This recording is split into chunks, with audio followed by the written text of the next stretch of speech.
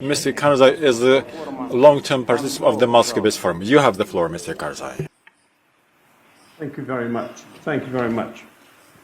My dear friend, Deputy Defense Minister Alexander Hamid,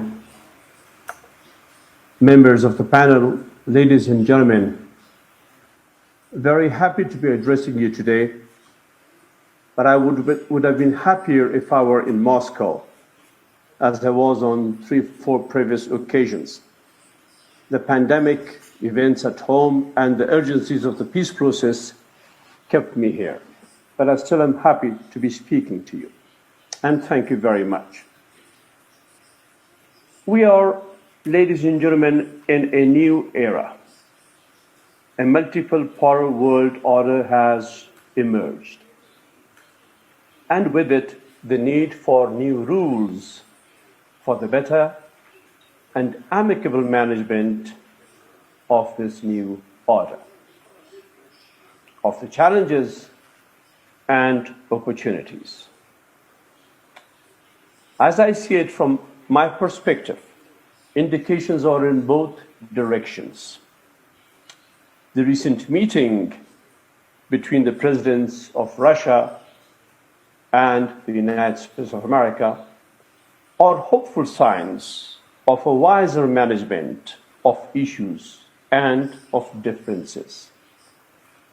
While the continuing environment of rivalry and media campaign between great powers is a source of worry, as needs and challenges are universal, so has to be the response to these needs and challenges. Pandemics, climate change, food insecurity, mass migrations because of conflict and deprivation, cybersecurity, extremism and terrorism, and most importantly, of course, weapons of strategic significance, and so on, are issues increasingly of universal global significance. Thoughtful and cooperative management, in particular by major world powers, would ensure a strategically stable world order. Ladies and gentlemen, in a big way, and increasingly, Eurasia, East Asia, and West and South Asia, as one grand hub, is emerging as one of the most significant pillars of economic growth and global stability. In the middle of all this, and connected to Eurasia, China, and West-South Asia, is Afghanistan. A neighbor with China, a neighbor with South Asia, a neighbor with West Asia, a neighbor with Central Asia, and Russia. And for that reason, Robert Kaplan, in his thought-provoking book, The Revenge of Geography, refers to Afghanistan as breathtakingly strategic, and the consequences that it has for us in Afghanistan and the larger region that we live in. And also, in the same vein, but decades and decades ago, the great philosopher Allama Iqbal, in his famous Persian poem, says about Afghanistan this: Asia is a body of water and clay. In this body, Afghanistan is the heart. In its well-being is the well-being of Asia. In its decline is the decline of Asia.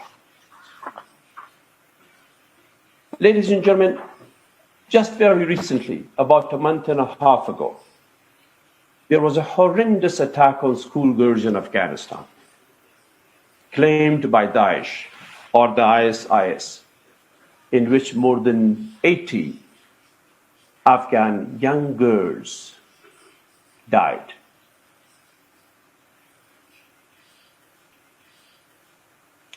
We don't know. Why should Daesh come and kill Afghan children going to school? What is the enmity of Daesh with us, with schoolgirls? For what purpose? But for a bigger cause in which the Afghan people are the sufferers, on which the consequences fall. It is this theme, this suffering, as one example of the many sufferings in Afghanistan, a glaring example, that brings me to talk with you today for Afghanistan and for the stability and for the strategic stability of this region. I've had on previous occasions as well spoken in Moscow in this good conference on the issue of extremism and terrorism and the threat that it poses to the larger region. Today, I speak to you in a manner, especially to the major powers who are our neighbors and our neighbors, in a manner of pleading both for peace and stability in Afghanistan and as a consequence and as a direct consequence for the larger region and for the major powers that are in our neighborhood and our neighbors. I'm not going to the causes. I've spoken about that in the past. I'm not going to explain reasons. The United States came here in the aftermath of this tragedy of 2001. The Afghan people welcomed them in the international community. And that exercise was backed by the entire international community, including those countries who were not seeing eye to eye with the United States. Iran, our neighbor, whose representative is sitting there with us today, backed the new order in Afghanistan. So did Russia full-heartedly, so did China full-heartedly. That transformation brought about massive changes in Afghan lives and prospects and hopefulness for a better tomorrow. We saw slowly that is being eroded. And as demonstrated in the past few days, conflict has increased, insecurity has increased, and Afghanistan is once again, facing an uncertain future. It is, of course, for the Afghan people to get together and to make us the center of this exercise. But we also know that we cannot do this alone and without your help. Therefore, it is time, ladies and gentlemen, for our larger region and major powers and our neighbors to take a stronger, more proactive role for bringing peace and stability to Afghanistan, and by extension, lead to the prosperity of this region.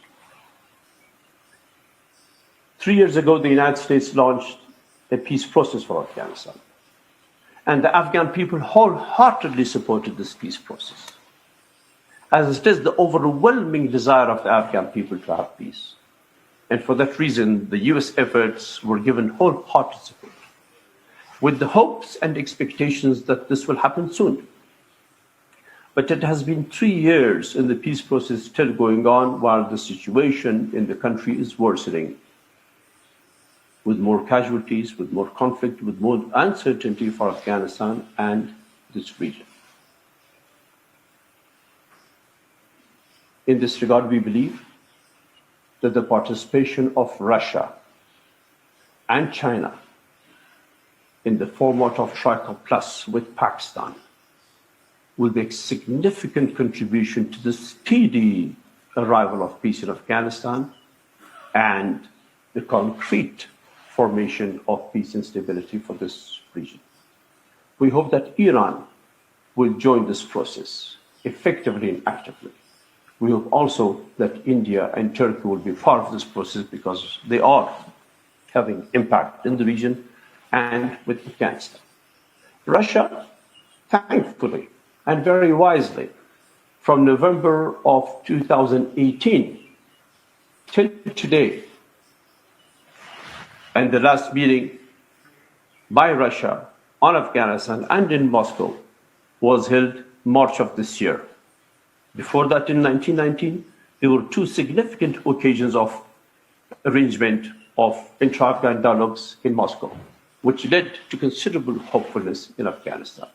We are thankful to Russia's statements upon this that contributed immensely to a better understanding between the two Afghan parties, the Republic side and the Taliban side.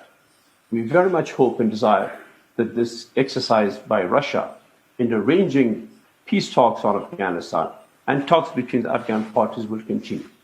We are also happy that recently, as I mentioned earlier, in March this year, there was a Troika meeting in Moscow, participated by the United States, China, Pakistan, Turkey, and in which Afghans were also invited from both sides. With a declaration, with a joint statement that assured Afghanistan, the Afghan people, a better future and peace. We hope that China too will continue to participate in this exercise, and we hope that the bigger region will be with us in making sure that Afghanistan reaches peace sooner rather than later. Ladies and gentlemen, peace in Afghanistan and stability in Afghanistan, we believe, are directly linked to a more stable, wider region, into a prosperous region in which not only Afghanistan, but the region will blossom and do better. Afghanistan, as I mentioned earlier, is at the heart of this region. And for it to prosper and be peaceful, the first is a peace process in which Afghanistan and the people of Afghanistan are the center. And then full participation and backing of the international community, especially, as I've been repeatedly saying in my current remarks, the Troika countries, plus the United States and other major powers. This, ladies and gentlemen, will get us to a better region, a strategic stability in which the desire of a nation that has been suffering for decades and for no fault of its own to reach peace will be fulfilled. And that fulfillment is a human desire, and I hope you all will participate with us to reach it. Towards this, the responsibility of the Afghan people is there and understood by us, the Afghan people. We want to stand on our own feet. We don't want to be dependent on one country. We want to be a country in peace with neighbors and in good relations with the wider region and the international community. And I assure you of this desire in the Afghan people. And thank you very, very much.